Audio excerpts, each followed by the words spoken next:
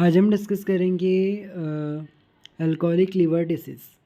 Alcoholic liver disease, basically alcohol is one of the most common cause of chronic liver disease worldwide.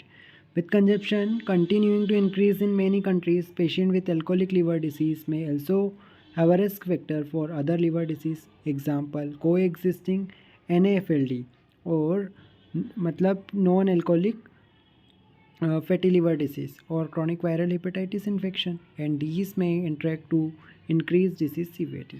तो alcohol जो है most common cause है किसका, chronic liver disease का world wide, और इसका consumption लगातार बढ़ता ही जा रहा है. ठीक है, पेशेंट्स को अदर डिसीज़ होने की रिस्क भी रहती है. यूके की अगर बात करें तो unit of alcohol contain 8 gram of ethanol. ठीक है, a unit of alcohol contain 8 gram ethanol. An upper threshold for 14 unit per week in women and 21 unit per week in men is generally considered safe. अगर 14 unit per week ले रहा है वो women है तो safe है, और अगर 21 यूनिट पर वीक ले रहा है मेन है तो वो सेफ़ है. Recently however public health England advice had adopted a more conservative threshold of 14 unit per week for both and women. तो इंग्लैंड की एडवाइस की बात करें तो उसमें 14 unit per week both man and women के लिए बताया गया है safe. Risk of threshold of developing ALD alcoholic liver disease is variable but begin at 30 gram per day. अगर 30 ग्राम पर डे इथेनॉल लेते हैं तो अपन को रिस्क रहेगी ALD होने का. ठीक है, इधर ऊपर अपन ने क्या देखा था, 21 यूनिट सेफ है मेन के लिए, 14 यूनिट सेफ है फीमेल के लिए, या 14 यूनिट फिर इंग्लैंड ने बताया कि दोनों के लिए. बाकी अगर पर डे की बात करें तो 30 ग्राम पर डे अगर अपन ले रहे हैं इथेनॉल तो वो इससे ALD होने का चांस है. There is no clear linear relation between dose and liver damage. However for many consumptions of more than 80 gram per day for more than 5 year, अगर 80 ग्राम पर डे अगर अपन ले रहे हैं 5 साल से ज़्यादा हो गए हैं तो इससे सिग्निफिकेंट रिस्क रहेगी अल्कोहलिक लिवर डिसीज़ होने की. Average alcohol consumption of main with cirrhosis is 160 gram per day of for over 8 year. 8 साल से ज़्यादा अगर हो गए हैं और 160 ग्राम पर डे अल्कोहल कंजप्शन हो रहा है तो वहाँ पे सिरोसिस होने का चांस रहेगा.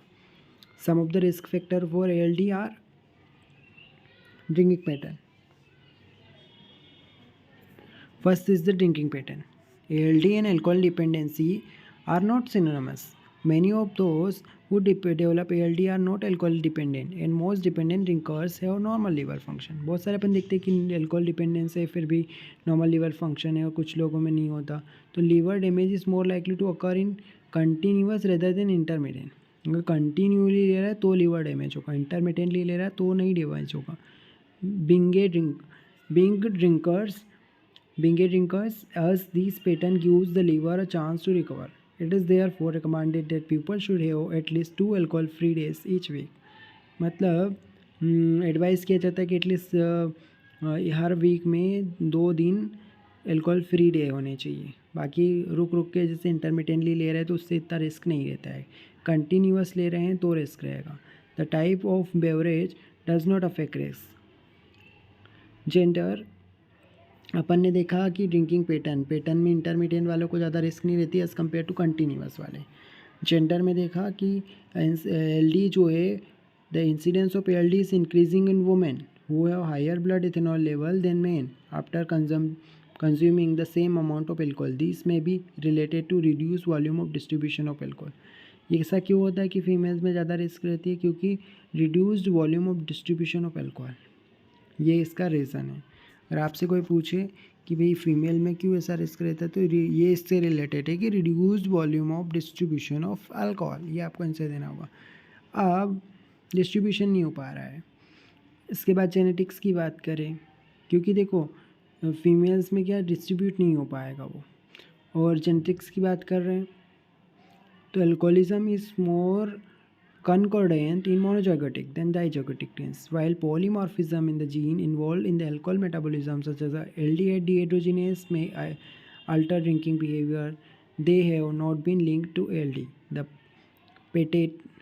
patatin-like phospholipase domain containing 3 gene, also known as the adiponutrin has been implicated in pathogenesis of both ALD and non alcoholic fatty liver disease के लिए भी और अल्कोहलिक लिवर डिसीज़ के लिए भी आपका जो PNP-LA3 जीन, आपको जीन का नाम याद होना चाहिए, PNP-LA3 जीन, PNP-LA3 जीन। और इसका अगर अपन बात करें तो protein like phospholipase domain containing three gene, ठीक है, PNP-LA3 जीन, ये वाला आपको याद होना है। फिर nutrition, obesity increase the incidence of liver related mortality by over 5-fold in heavy drinkers. अगर ओबेसिटी है तो उससे 5-fold इंक्रीज चांस रहेगा लिवर डिसीज़ होने का।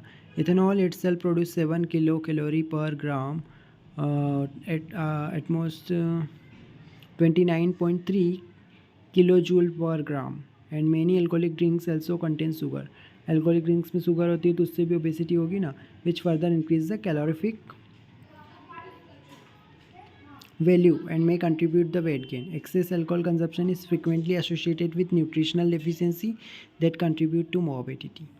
ठीक है, तो अभी तक हमने ये देखा इसका अल्कोहलिक लिवर डिसीज़ का ड्रिंकिंग पैटर्न देखा, जेनेटिक्स देखा, ठीक है, और बेसिक इंट्रोडक्शन देखा। Amount of alcohol in average drink, देखिए अब एवरेज ड्रिंक की बात करते हैं तो इसमें अल्कोहल का टाइप अपन देखेंगे, percentage of alcohol by volume, amount और यूनिट्स।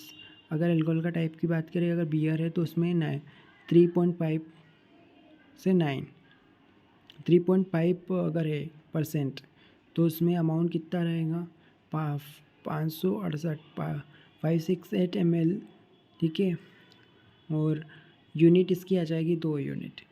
ये यूनिट कैलकुलेशन जो हमने देखा था ना वो, तो परसेंट बाय वॉल्यूम कि 3.5% है तो इतना रहेगा, 9% है तो 4 यूनिट हो जाएगा।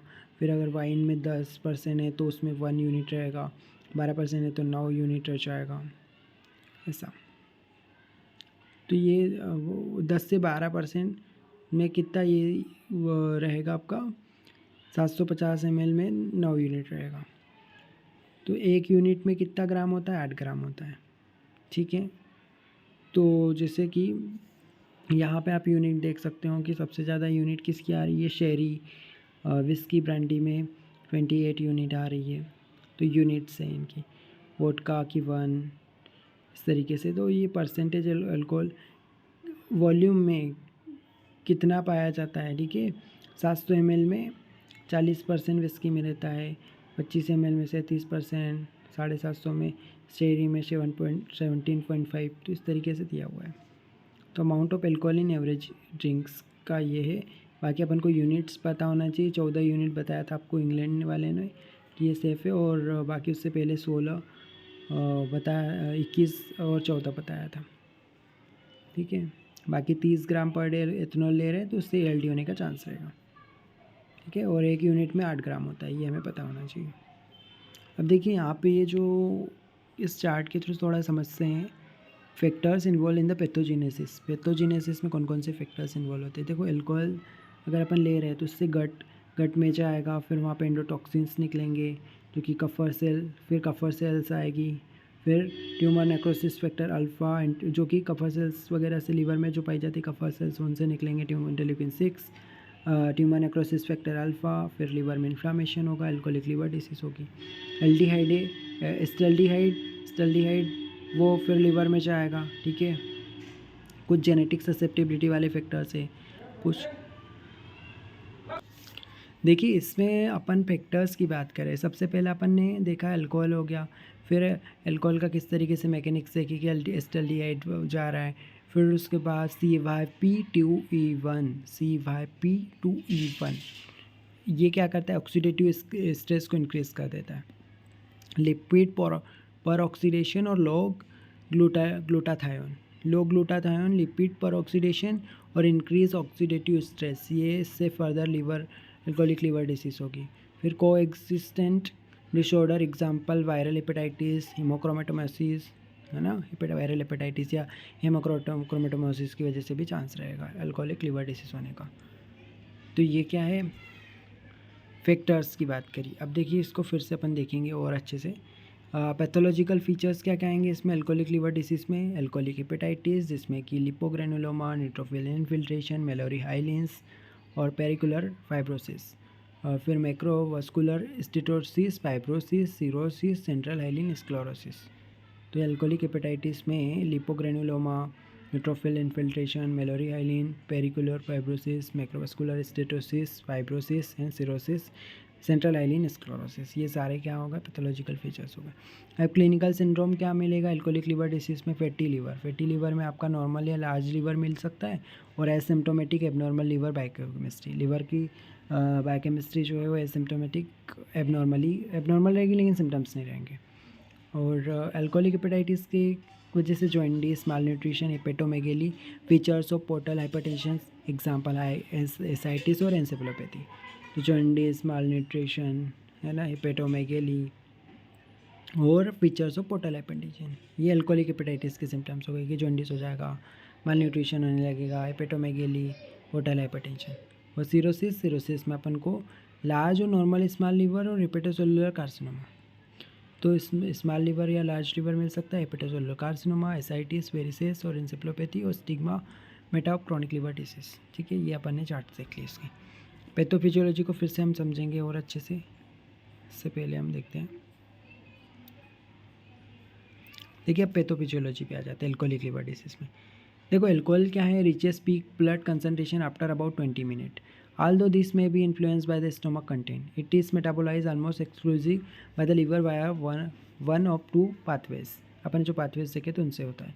तो देखिए इसमें क्या होता है कि 20 मिनट लग जाते हैं अल्कोहल को, है ना, और पीक ब्लड कंसनट्रेशन ब्लड में पहुंचने में, ठीक है, 20 minutes. Approximately 80% of alcohol is metabolized to acetaldehyde by the mitochondrial enzyme alcohol dehydrogenase। alcohol dehydrogenase क्या करता है, अल्कोहल को किस में कन्वर्ट कर देता है, एसिटाल्डिहाइड में। ठीक है, एसिटाल्डिहाइड इस कब में किस में मेटाबोलाइज हो जाता है, एसिटाइल कोएंजाइम में और एसीटेट में। ठीक है, bye aldehyde dehydrogenase enzyme.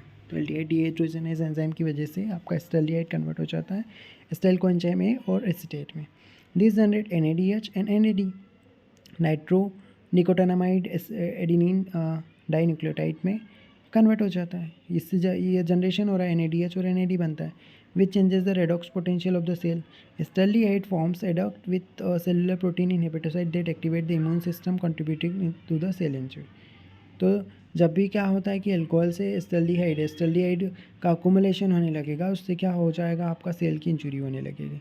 The remaining 20% of alcohol is metabolised by the microsomal ethanol oxidising system, MEOS, microsomal ethanol oxidising system pathway के द्वारा आपका 20% अल्कोहल, 80% का तो अपन ने देख ही लिया पाथवे, अब 20% का इस तरीके से होता है कि माइक्रोसोमल इथेनॉल ऑक्सीडाइजिंग सिस्टम के थ्रू होता है। Cytochrome CYP2E1 is an enzyme that oxidize ethanol to acetate. Ethanol को एसीटेट में कन्वर्ट करता है आपका साइटोक्रोम CYP2E1, ठीक है, enzyme. It is induced by the alcohol and during metabolism of ethanol it release oxygen free radicals leading to the lipid peroxidation and mitochondrial damage. Lipid peroxidation होगा, mitochondrial damage होगा, ठीक है। और these CYP2E1 enzyme also metabolize the acetaminophen and hence chronic alcoholics are more susceptible to hepatotoxicity from low dose of paracetamol. तो क्या है कि chronic CYP2E1 enzyme जो है वो क्या करता है, मेटाबोलाइज करता है एस्टामाइनोफेन को भी। और जब भी क्रॉनिक एल्कोहलिक्स जो है वो ज़्यादा ससेप्टिबल होते हैं हेपेटोटॉक्सिसिटी में जाने के लिए, क्यों, क्योंकि जब भी वो पैरासीटामोल लेंगे तो उनको हेपेटोटॉक्सिसिटी हो जाएगी। कौन को, क्रॉनिक एल्कोहलिक्स को, क्योंकि जो CYP2E1 जीन है एंजाइम है वो क्या करता है, मेटाबोलाइज करता है एस्टामाइनोफेन को। It is thought that pro-inflammatory cytokines may also be involved in inducing hepatic damage in alcoholic hepatitis। ऐसा कहा गया है कि जो प्रो इन्फ्लामेटरी साइटोकाइनिन्स है वो भी क्या करते हैं, हेपेटिक डैमेज करवाते हैं। एंडोटॉक्सिन जो रिलीज़ होते हैं ना, उससे भी आपका जैसे कि गट की परमेबिलिटी बढ़ जाती है, इससे ट्यूमर नेक्रोसिस फैक्टर अल्फा निकलता है, इंटरल्यूकिन 1 निकलता है, इंटरल्यूकिन 2, इंटरल्यूकिन 8 निकलते हैं। All of these cytokines have been implicated the pathogenesis of the liver fibrosis. Now the pathological features of ALDs अपन ने देख ही लिए। About 80% of patient with severe alcoholic hepatitis cirrhosis will coexistent at presentation. Iron deposition is common and does not necessarily indicate hemochromatosis. Iron deposition भी होने लगता है, जैसे हेमोक्रोमेटोमेसिस में आयरन एक्सेस होता है, ठीक है। और अब clinical features, ALD has wide clinical spectrum ranging from mild abnormalities of LFTs on biochemical testing to advance cirrhosis. LFT abnormal हो सकता है, सिरोसिस हो सकता है। The liver is often enlarge in ALD, even the presence of cirrhosis stigmata of chronic liver disease such as the Palmer erythema are more common in alcoholic cirrhosis than in cirrhosis of other etiology. Alcoholic cirrhosis में Palmer erythema ज़्यादा देखने को मिलता है as compared to the type of cirrhosis. Alcohol वाले में सबसे ज़्यादा Palmer erythema मिलता है. Alcoholic misuse में also cause damage of other organ and this should be especially looked for. 3 type of ALD are recognized, but these overlap considerably as do the pathological changes seen in the liver. अब देखो alcoholic fatty liver disease. Alcoholic fatty liver disease usually present with elevated transaminase in the absence of hepatomegaly. हेपेटोमेगेली नहीं है, लेकिन क्या हो रहा है यहाँ पे फिर एल्कोहलिक फैटी लिवर डिसीज़ में अपने को ट्रांस का लेवल बढ़ा हुआ रहेगा, पर हेपेटोमेगेली नहीं रहती है. और it has the good prognosis and steatosis usually disappear after 3 months of abstinence. मतलब कि 3 month में डिसअपियर हो जाता है स्टेटोसिस. अब alcoholic hepatitis, these present with jaundice and hepatomegaly. Alcoholic hepatitis में अपन को जॉइंडिस मिलेगा, हेपेटोमेगेली मिलने वाली है और पोर्टल हाइपरटेंशन. ठीक है, कॉम्प्लिकेशन ऑफ पोर्टल हाइपरटेंशन में ऑल्सो भी प्रेजेंट. It has a significantly worse prognosis than AFLD. About 1/3 of patients die in acute episode, particularly those with hepatic encephalopathy or prolonged prothrombin time. Cirrhosis often coexist. देखो अपन पढ़ क्या रहे हैं, alcoholic hepatitis पढ़ रहे हैं कि इसमें जॉइंडिस रहेगा, हेपेटोमेगेली रहेगा और हाइपरटेंशन के कॉम्प्लिकेशन के फीचर्स रहेंगे पोर्टल हाइपरटेंशन के. और साथ में अपन को क्या मिलेगा, वर्स प्रोग्नोसिस मिलेगा. ठीक है, और इसके अलावा एल्कोहलिक फैटी लिवर डिसीज से भी ज़्यादा एल्कोहलिक हेपेटाइटिस में ज़्यादा वर्स कॉम्प्लिकेशन रहेगा. और 1/3 ऑफ पेशेंट जो है वो डाई हो जाते हैं एक्यूट एपिसोड आने की वजह से, है ना, जिनमें हेपेटिक एन्सेफेलोपैथी होती है, प्रोलॉन्ग प्रोथ्रोम्बिन डाइन होता है, सिरोसिस भी हो सकता है ना. और अगर नहीं भी है तो वहाँ पे अपन को उसकी वजह से ड्रिंकिंग कंटिन्यू करता रहेगा. Patient with acute alcoholic hepatitis often deteriorate during the first 1 to 3 week in hospital. Even if they abstain it may take up 6 months for the jaundice to resolve. 6 month लग जाते resolve होने में. और in patient presenting with the jaundice subsequently abstinent 3 and 5 year survival is 70%. In contrast, those who continue to drink have 3 and 5 year survival rate is 60% and 34% respectively. Alcoholic cirrhosis. Alcoholic cirrhosis often present with the serious complications such as a variceal hemorrhage, ascites. Variceal hemorrhage और ascites देखने को मिलेगा अगर alcohol की वजह से cirrhosis हो रहा है उसमें. तो and only half of such patient will survive for 5 years from presentation. However, most who survive the initial illness and who become abstinent will survive beyond 5 years. बहुत कम सर्वाइव करते 5 साल. अब इन्वेस्टिगेशन, तो अपन को यहाँ पे एल्कोहल मिसयूज़ को stabilise करना पड़ेगा, पता करना है. तो इसको कोई भी एडिशनल को एग्जिस्टेंस तो नहीं है जिसकी वजह से लिवर डिसीज़ हो रहा है ना, जिसकी वजह से सीवियर लिवर डैमेज हो रहा है. क्लिनिकल हिस्ट्री लेनी पड़ेगी, रिलेटिव्स एंड फ्रेंड्स से पूछना पड़ेगा और बायोलॉजिकल मार्कर्स पता करना पड़ेगा. Macrocytes in the absence of anemia में suggest in support history of alcoholic misuse. Biochemical markers जैसे मैक्रोसाइटोसिस हो रहा है ना, एनीमिया की एब्सेंस में भी क्या हो रहा है, मैक्रोसाइटोसिस, तो वहाँ पे पता करना पड़ेगा. इसके अलावा GGT का लेवल जो है वो राइज्ड GGT is not specific for alcoholic misuse and में also elevated in the presence of other condition including non-alcoholic में भी आपको GGT का लेवल बढ़ा हुआ मिलता है. The level may be therefore not return to the normal with the abstinence on chronic liver disease is present and GGT should not be relied as an indicator of ongoing alcoholic consumption. GGT एक indicator नहीं होता, ठीक है, GGT के base पे अपन depend नहीं रह सकते. और प्रेजेंस ऑफ जॉइंडिस में सजेस्ट एल्कोहलिक हेपेटाइटिस. जॉइंडिस मिले तो अपन एल्कोहलिक हेपेटाइटिस समझ सकते हैं, या इसके अलावा बायोप्सी कराना पड़ेगा.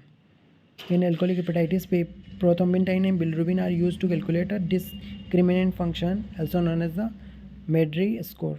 मेड्री स्कोर अपन इसमें लगाते हैं. DF यानी डिस्क्रिमिनेंट फंक्शन, इसको मेड्री स्कोर भी कहते हैं. इससे क्या होगा कि अपन को which enables to clinician to assess prognosis पता चलेगा, prothrombin time, serum bilirubin, is divided by, देखो इसमें DF मतलब क्या होता है, डिस्क्रिमिनेंट फंक्शन। तो यहाँ पे एल्कोहलिक हेपेटाइटिस के पेशेंट में प्रोथ्रोम्बिन और बिलिरुबिन जो है उसको यूज़ करते हैं अपन DF निकालने के लिए। तो बिलिरुबिन ले लिया अपन ने और प्रोथ्रोम्बिन टाइम कितना इंक्रीज़ हुआ वो, और उसको 4.6 से मल्टीप्लाई किया। 4.56 into increase in the prothrombin time plus bilirubin, इससे DF आ जाता है, discriminant function. The value of over 32 implies severe liver disease with poor prognosis and is used to guide the treatment decision. Second scoring system, the Glasgow score, use the age, white cell count, and renal function. In addition to prothrombin time and bilirubin to assess the prognosis and has a cutoff of 9. तो Glasgow scale भी use करते हैं। Management, alcohol suggestion करना पड़ेगा, है ना, most important treatment factor यही है। Life long abstinence is the best advice, छुड़वा दो उसको। General health and life expectancy are improve, ठीक है। और अच्छा, इसमें न्यूट्रिशन देना पड़ेगा उसको, ठीक है। और central feeding via fine bore nasogastric tube से फीडिंग करवाएंगे इसको। ड्रग थेरेपी में इसमें हम करेंगे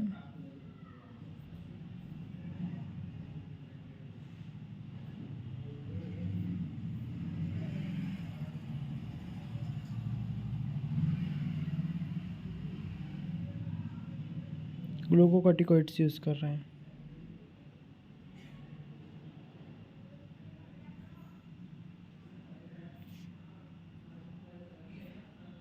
ठीक है, ग्लूकोकॉर्टिकॉइड्स।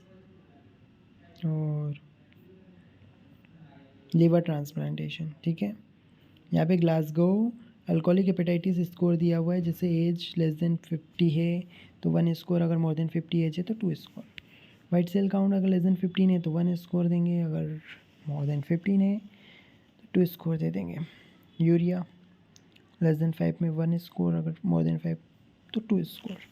प्रोथ्रोम्बिन टाइम 1.5, इससे कम तो 1 स्कोर, 1.5 टू 2 और फिर 2 से ज़्यादा। बिलिरुबिन लेस देन 125 टू 250 और 250 से ज़्यादा। तो अगर स्कोर, अगर ग्लासगो स्कोर 9 से ज़्यादा आ रहा है तो इसमें 40% लोग 28 दिन सर्वाइव करेंगे, compare to 80% of patient with score of less than 9। Less than 9 रहता है ज़्यादातर लोगों में। तो अपन इसमें क्या क्या लगाते हैं, white cell count, urea, prothrombin type, prothrombin ratio और बिलिरुबिन। प्रोथ्रोम्बिन का रेशियो चेक करते हैं, बिलिरुबिन देखते हैं, यूरिया, वाइट सेल काउंट और एज। ये 5 फैक्टर हो गए आपके ग्लासगो स्केल के। अब देखो रिवीजन कर लो।